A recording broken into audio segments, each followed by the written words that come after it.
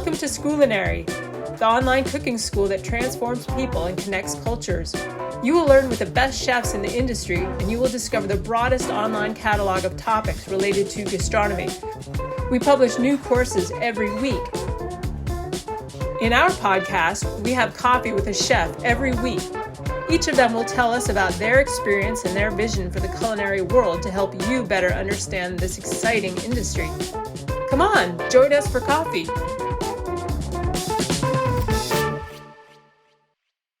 Today we are joined by Trigg Brown, chef, co-owner of Taiwanese American Winsan Restaurant and Winsan Bakery in Brooklyn, New York. After too many 100-plus hour work weeks cooking for Manhattan restaurants, Trigg almost walked away from his career as a chef. But the culinary world wasn't ready to let him go. Taiwanese culture had intersected with his life on several previous occasions, so when the opportunity to open a restaurant with business partner Josh came up, they chose Taiwanese American fusion as its theme. He shows you by example what that means in his Scoolinary course, Taiwanese American Fusion Cuisine, and tells us more about why a nation's cuisine is also a history lesson. Hi, Trigg. Welcome, and thanks for joining us for coffee. How's it going? Thanks for having me. So before we begin, are you a coffee drinker? I'm a big coffee drinker. Yeah. How do you take it? Black. I like espresso in the summer and drip in the winter, or espresso after dinner. I love it in all forms though. I like cortados. I try to avoid the dairy in unnecessary occasions. Yeah. Treat a cortado like a treat. Oh yeah, and that's a good choice. Kind of a in between coffee between a con leche and a straight up black coffee. Cortado's nice. That's my favorite coffee as well. So if you would please tell us in your own words who you are and where you're from, so that our listeners have a chance to get to know you a little bit better. Yeah, of course. My name is Trigg Brown, and I'm from Richmond, Virginia. But I've been here in New York, for over a decade, and I've been cooking since I was 15. Been doing this for a long time. I moved to New York. Yeah, I didn't go to culinary school, but I know I always cooked as a after school job initially, and then did it to support myself in college. But I kept working with really cool people and people that I respected, and learned a lot about life from, and as well as cooking. So I actually encountered one of my mentors is a guy named Pei Chang, and he's from California, but his family is from Taiwan, but he identifies that his family's like Chinese. So I was like, well, how's your family? How are you? Why do you identify as your family as Chinese when they're from Taiwan? He's like, well, I wasn't educated in the complexities of the Chinese Civil War and the post World War II aftermath of the geopolitical sphere over there, and I've really kind of done a deep dive since that conversation. I took a lot of, interestingly enough, like Korean history classes in college, and I was working for Pei at the time, and we're cooking Japanese food together. I learned a little bit about Taiwan from Pei, but mainly that nuance. I learned mostly about cooking and accounting and style from Pei. But he's still somebody I talk to regularly. Him and his family, they're awesome. Unfortunately, I don't live in Virginia anymore. But we still keep in touch. But Nice. When I moved to New York full time, so I've been back and forth a little between Virginia before I fully moved up. But when I first moved to New York, I started cooking in some of Tom Colicchio's restaurants where I'd been staging and just learning. It was like going to culinary school, a reset in a culinary school situation. I hadn't done that, and in Charlottesville, Pei actually had me managing a restaurant right underneath of his the Japanese restaurant that he manages and co-owns. That was like a crash course in management. So going up to New York and like full time after that, and resetting and starting at the bottom, and beginning a new career in New York was awesome. It was like totally different. It was like new American food. I did that at 3 restaurants, and the first two were Colicchio and Sons and Craft, and then I got a management job at a newer opening in 2014 or 2015, Upland Steven Starr restaurant, which is also like it's based on like it was based on California cuisine. The chef Justin is from Upland, California, and he was he got a 3-star review at El Buco Alimentari, which is a big restaurant opening, really beautiful space, and I would say like California, like local, um, almost like rustic Italian influence. Justin has a lot of experience at Barbudo, and worked a ton of restaurants in New York, and really all over the place. But he was a great person to work for. I learned so much from him. Among all the talented people I worked for at the Crafted Hospitality group with Tom Colicchio's people. Yeah, if it sounds like your choices were really deliberate. Did you have objectives when you worked for each of these establishments? Like, I want to be here and I want to learn this, or what was your kind of training like? When I broke out of like cooking Japanese food with Pei upstairs at the sushi spot, it's like not just a sushi spot; it's like a very high end restaurant, and I loved working there. But going downstairs and managing that project under Pei's wing was really cool. But I realized I was like trying to kind of emulate some of the style that I had been exposed to in extensive trails in New York at Craft, particularly. So when I felt like my time is I wasn't learning as much as I'd like to. Being my more effectively my own boss at at this spot I was in Charlottesville, I realized I kind of needed to like go get my ass kicked in New York, and uh, you know Craft was just it's a very you're 2 blocks from the green market, so the Oh yeah. chef goes to market every day and picks up a boatload of produce, and there's a veg state. It's like a high end you know a high end new American French Italian like steakhouse essentially. There's like big roasts that are like 2 pound dry aged sirloins, and then there's little wagyu 4 ounce wagyu uh, Hmm. tasting portions. There's a at the time I was working, there's a 7 course menu Ooh, alongside wow. of the family style roasts and hyper local like seasonal vegetables that we were cooking, very in this intense clean pristine high end environment. There everything's served on coppers, and there's Ooh, you know wow. 50 people on staff, and it's the Craft was like a game changer in like 2000 when it opened. So it's like Yeah. that was a cool place to kind of like reorganize. But before, they didn't have any space there when I moved to New York, so I went to Colicchio and Sons first, and that was a really great experience too, because I was really trying to just get to Craft. But I really enjoyed working at Colicchio and Sons.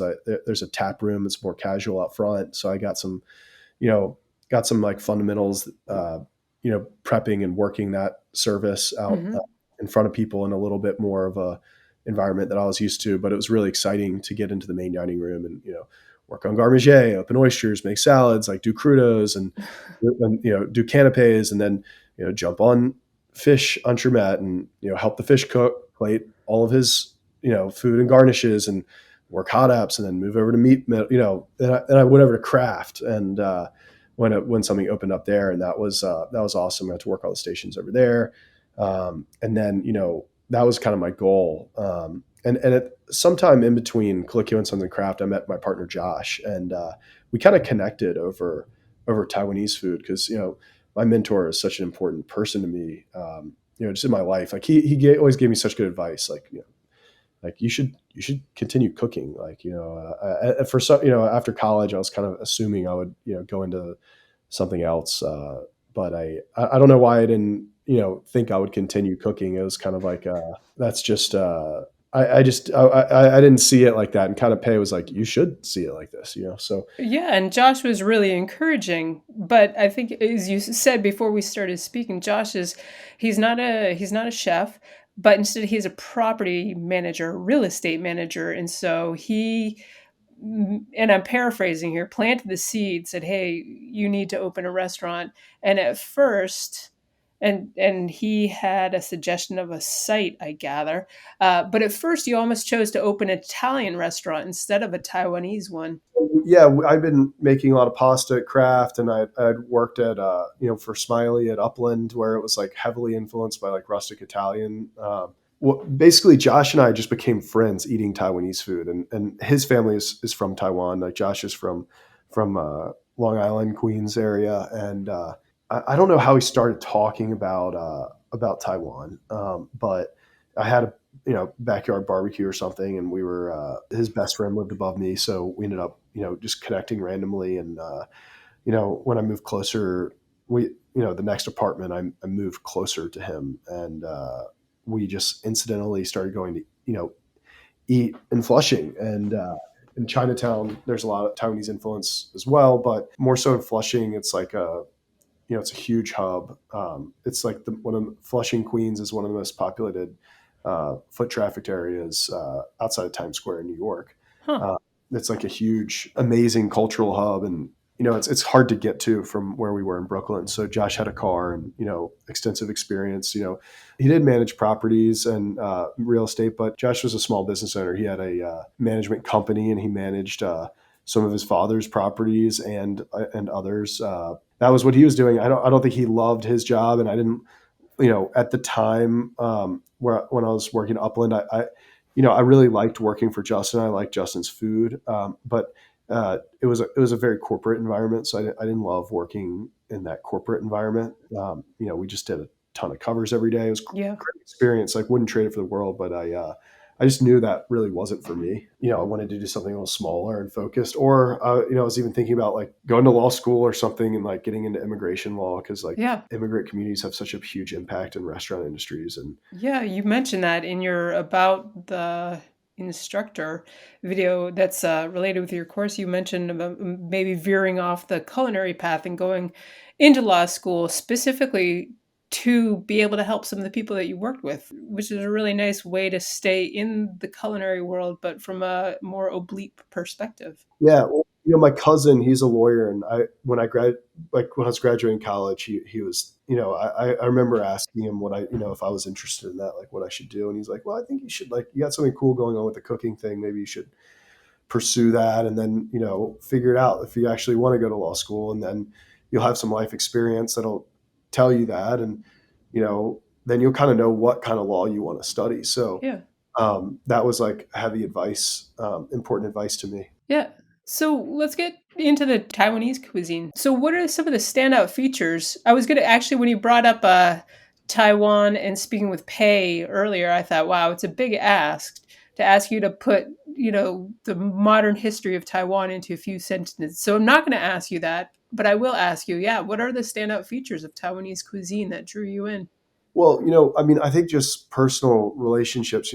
When Josh started taking me to restaurants that he grew up eating at with his family and loved to eat, these spots. I just had so much fun eating with Josh and trying these like really delicious, amazing foods that the last time I'd cooked Asian food like professionally was at 10 with Pei, and it was just such like a Josh was cool. Like we're both kind of enjoying a break from the grinds of these jobs that we didn't like see as permanent, or like viable pathways for us, like permanently. And that connection over Taiwanese food kind of grafted a bond in a way that I don't think either of us really realized. So, and like I said, with Pei, like, he hipped me to like some political nuances of Taiwan, but we really didn't like eat a lot of time. Like Pei told me about like lu rou fan, which is like a braised pork stew over rice. And he would make that for family meals sometimes.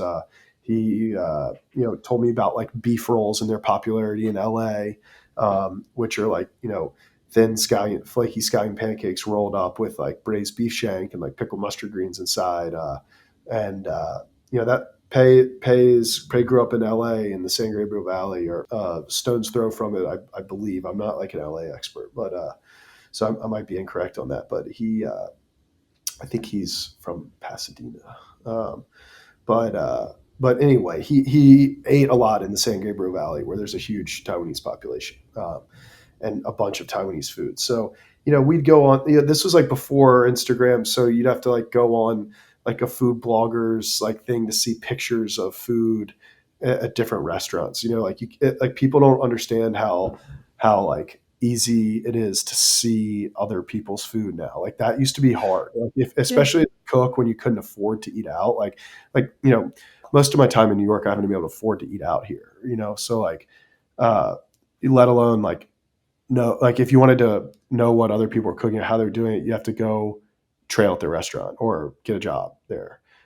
So Yeah. with Josh and I eating Taiwanese food in Flushing, we really developed a friendship on dishes in these restaurants in Queens, which are Taiwanese American fusion almost by nature, because it's not Taiwan. Taiwan is like a Southeast Asian island in the 100 miles off the coast of China in the Pacific. There's amazing seafood and crazy. Like the climate is it's hot and humid. It rains a lot. Never really gets cold. Like in the winter, it's the rainy season, but the vegetables are insane. The seafood is ridiculous. So recreating that in New York is definitely there's stuff that's lost in translation. And Josh and I eventually traveled to Taiwan together too once we landed on doing a Taiwanese restaurant. But I remember talking. I think we both. I was actually introducing friends of mine to Josh to perhaps open a restaurant with him, because I think he had invested some money into like getting the space ready to lease out to other tenants, and people weren't really like giving it a fair shake because it was in like the area that we're in is it's not like off the beaten path or anything. It's just like there was not many restaurants on that subway stop. We kind of like we talked, and he was, I think eventually he's like, hey, like we should do this together. Like, I don't think I need to meet any of your other friends. Like we should just do this together. And, so we had a conversation about what kind of restaurant we do. And I think we kind of both arrived at the conclusion that our friendship is based on eating Taiwanese food. Like maybe we could recreate a little bit of that in our neighborhood, and maybe we could survive as a small business if we did something different enough, but something that appealed to the neighborhood, where we could be a neighborhood restaurant and survive. And so far, so good. And you touched upon it earlier, recreating Taiwanese food in New York. But I don't think that's not what you're doing. Anyone who checks out the menu for a Winson restaurant or the bakery will see how fusion plays a role in what you serve. So, how do you develop the dishes for your businesses? I'm like a consistency person. I just like, maybe it's like old school or, narrow minded or something, but when I was like 15 washing dishes, the owner of the restaurant would be like, consistency is the most important thing in the restaurant business. And that's like a theme or a saying, it's like a rule of thumb. So I don't change the menu a ton. We're always tweaking stuff though. We're always changing little things and, making maybe a seasonal adjustment or an update to a dish or a slight thing. So you know, if you came every day to Winsun, you might not notice a difference. But if you came, in 2016 when we opened, and then came today, you might find a huge difference, right?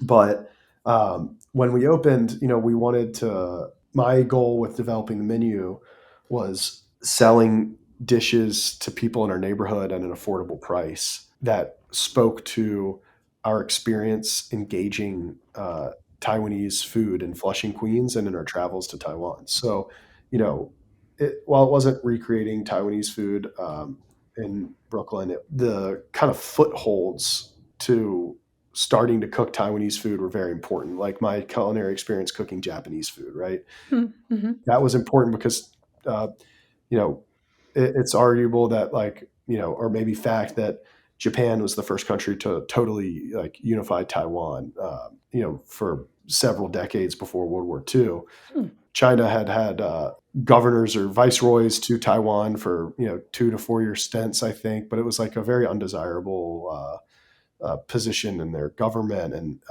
they kind of let the indigenous tribes do their thing, and that was like Ming and Qing dynasty era, and there was Portuguese and Dutch and Spanish, trading, cities and ports. So there was no real unified Taiwan until Japan kind of came in and looked at Taiwan as like as more space and just trade opportunities and nice land and like tea plantations. It's a stark contrast with how Japan handled Korea, right? So like Taiwan, like even though it probably wasn't super fun to be forcefully invaded by a foreign country, Taiwan wasn't like raped and pillaged in the same way. Hmm. I'm sure there's horror stories that I can't speak to, but civically, things like censuses were taken and roads and bridges were built and land was redistributed, and so there were some things that Taiwan benefited from that unification. And then after World War II, it was ceded, back to Chiang Kai-shek and like their um, basically China, which the U.S. like it's so hard to get into like Chinese history at that time period because like if you're not like aware of what the China lobby was and kind of the US's like bad miscalculations with Mao versus Chiang Kai-shek and George Marshall's like failures in brokering a peace there. And I'm a big George Marshall fan. I'm not like but it was like a disastrous like outcome. And Taiwan went to China, and Chiang Kai-shek was like from the U.S. perspective like China, right? Like there was his armies flooded Taiwan with like millions of people, like skyrocketed the population with all these people from all over China and Chiang Kai-shek's armies. So the cuisine was really imbued with like a multicultural mainland Chinese influence that hadn't really been seen before. Of course, there was Hakka immigration and people that like Josh's mom and his maternal family that came over, hundreds of years ago, and they there's a whole like influence from southeastern China that had nothing to do with Chiang Kai-shek. Wow. There's hundreds of years before that, so there's all these like multi layers of influences, and it's very melting pot.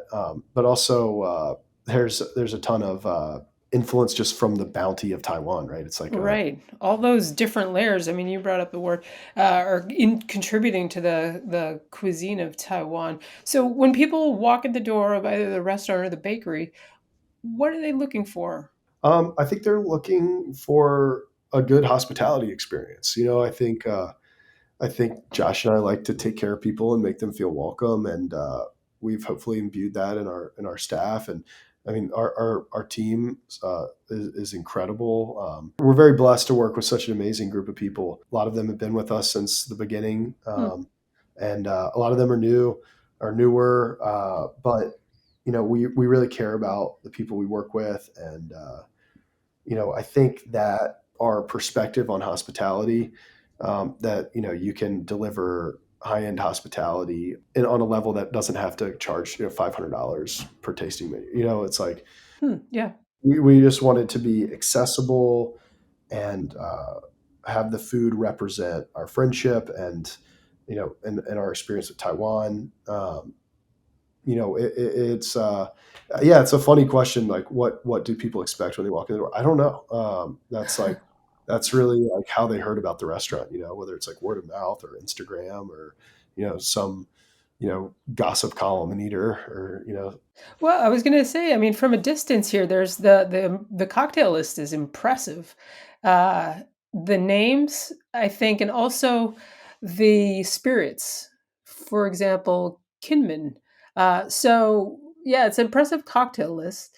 The Ghost of Phil, Buddha's Bless, and the Kinman White Lightning. How did some of those come into being? Gaoyang is a baijiu that people aren't super familiar with. So with the Buddha Blast and the Kenman White Lightning, I think we were working with our beverage directors and bartenders to just create some Gaoyang cocktails.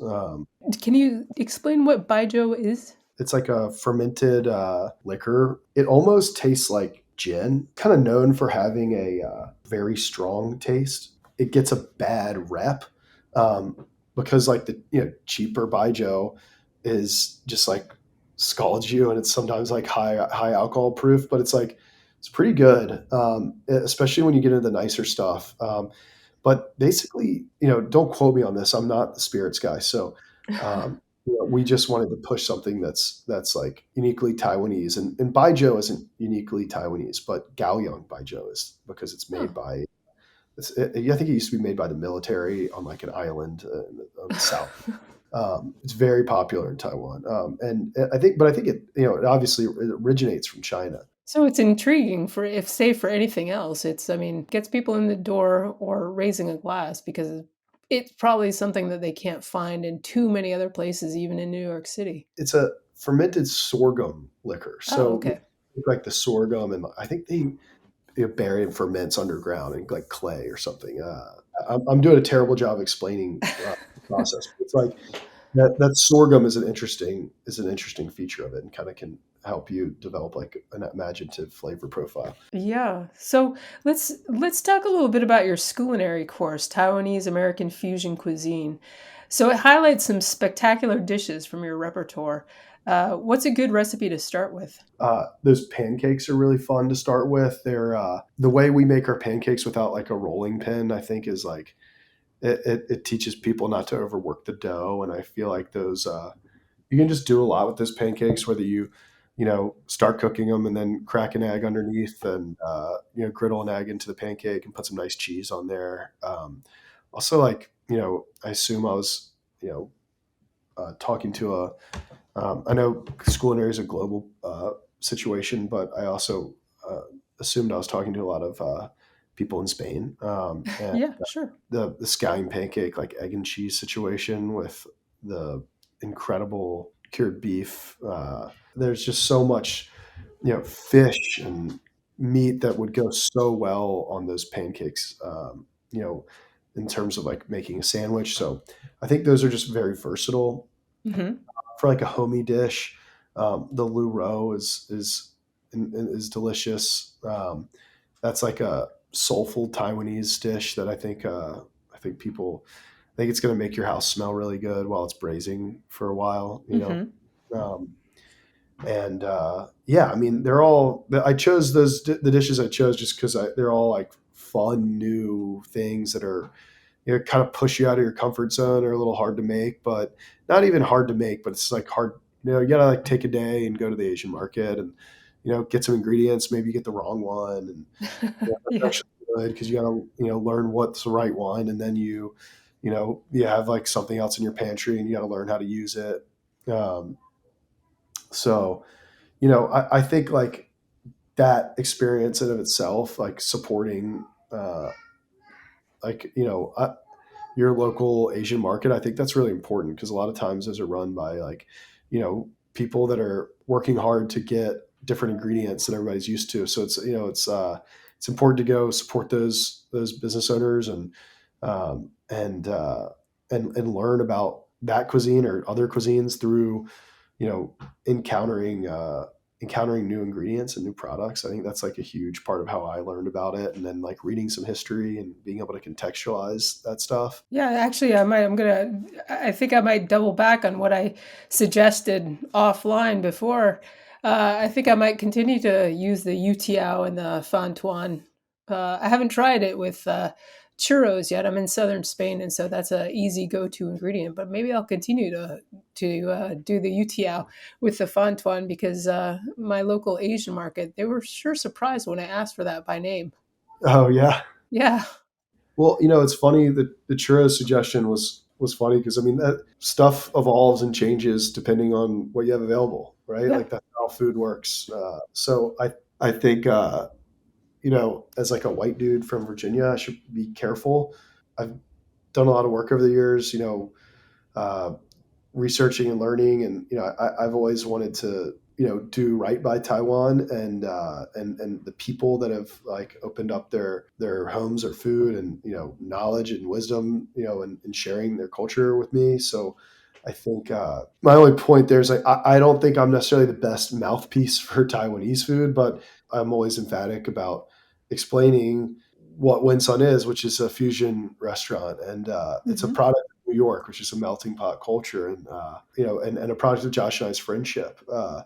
That's centered around eating Taiwanese food together. But there is like some beautiful stuff that comes from figuring it out and trying to like let the food and the ingredients speak for themselves. And it's like, wow, if you're eating xiaolong bao, which is more Shanghainese than Taiwanese, but or Shanghainese immigrants in Taiwan started a famous restaurant called Din Tai Fung. They're known as some of the best soup dumplings. They set the gold standard for thin skinned, juicy, delicate, delicious soup dumplings, and that's what xiaolong bao are. Um, Yeah. the fact that like there's this like the best Shanghainese like the best version of this Shanghainese dish in Din Tai Fung or like considered right is it just shows how like translating and trying new cultural stuff it can have positive effects and like the what can come of it can be really beautiful. Yeah. So like if you guys make fontuan with churros and it's delicious, like that's awesome. Well, I haven't tried it yet, but it's yeah, I have that pending. So what's a dish from your course that you think every cook should have in permanent rotation? I would say, I mean, I don't know. I would go back to those pancakes. Like Yeah, sounded like that. Yeah, sure. you can make them and put them in your freezer. They actually kind of like the final step of making the pancakes. You can cook them right from when you press them out, but you can also like I think I demonstrated how to fold them on top of one another, and that's kind of Hmm. like the last shaping bit. Um, that's the last bit of like shaping the dough, and it basically keep if you're going to go through the work of like making fresh dough, it's nice to like make it to have a backstock of it, so you can have it in your freezer and you come home from work and you're like, I'd could go make some pancake sandwiches with my kids or something, or Yeah. uh, you know Hmm. fry some pancakes and like sop up soup with it or something, like whatever you're cooking it'll go with, just like table bread. So you mentioned, oh, I think somewhere I read online that you want to keep people fresh and keep people tuned in and inspired in your workplace. So what's the culture like in your kitchen these days? I'm not behind the pass every day calling tickets anymore. We have like 100 employees, and we have the bakery and the restaurant, and we have a commissary kitchen. We're starting another bakery in the city. Oh, So wow. I like represent Winsun, and when I do a lot of collaborations and pop ups and events. But that's been really fun. It's a fun time in my career, really, because I can get home at night and see my kids and stuff. But the I think the to answer your like long story short, it's like it's also great because we have such a good team, and I trust my team, and seeing how they've taken their jobs seriously and figured out ways to make things super consistent and keep people fresh, whether it's like 4-day work weeks but they're a little longer days, or spreading it out and like doing a typical 5-day week and just keeping the days a little lighter. Yeah. You can't really reinvent the wheel. Really, you just need the food to be fun and delicious and thoughtful, so people have you know maintain a respect for the standard. Yeah. As long as people respect the standard, and the way that respect is built is not in a unfair or like you know not thoughtful way, then like the culture is going to follow whoever is running the show. So like I'm at the restaurant every day, and I think that enables me to stay in touch with how my managers and you know the cooks are and what that vibe is like. And I think they've done an excellent job, like running the back of the house kitchen culture. Hmm. I think that's a top down thing ultimately, but um, you know, at the end of the day, like I guess it's contradictory to what I just said, being a top-down thing. But I think it's important for Josh and I to be around and keep people connected to the vision, and Sure. manage. We have like an obligation to and a responsibility to these people that we employ. So while our responsibilities might not have us like in service every day anymore, you know, we are still very connected to the business, and you know, we. I think that helps us help our managers direct culture, if that makes any sense. Yeah, it was surprising to learn that you have 100 employees. I had no idea that both between the restaurant and the bakery. And where's the new bakery going to be? In the Lower East Side of Manhattan. Oh, great. And so you have a lot of people working with you for you, and you probably come into contact with a lot of people in the culinary food space, in the culinary world, in the food space. So, given your contacts and people you know in and outside the industry, who would you recommend for a future episode of this podcast?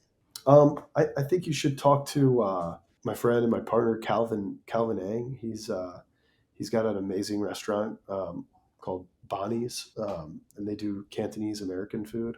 Huh. Um, and and Calvin's just an extremely talented, amazing father, and business owner, chef. He just had his kid is about I guess a year and a half at this point.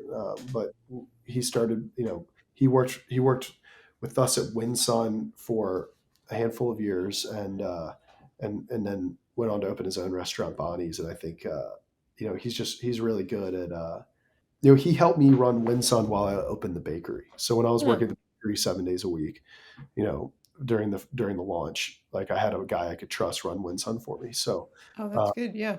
yeah, in the back at least, and Calvin's awesome, and he cooks great food, and he'll be a fun person to talk to. Perfect. I gotta say, Trig, you've given me a lot more than I ever could have hoped for in chatting with you right now. So, Cool. I want to say a big heartfelt thanks for joining me for coffee or cortado Yeah, today, and I hope that we can speak with you real soon. yeah. Thanks for having me, and please let me know if you're ever in New York. Come by the restaurant. Will do. If you like this episode, don't miss an episode by becoming a member. We're waiting for you each week with more guests. We're on all podcast platforms. Just search for Coffee with Scoolinary. We're also waiting for you at our website and on our social networks, where you can get to know all our courses and teachers.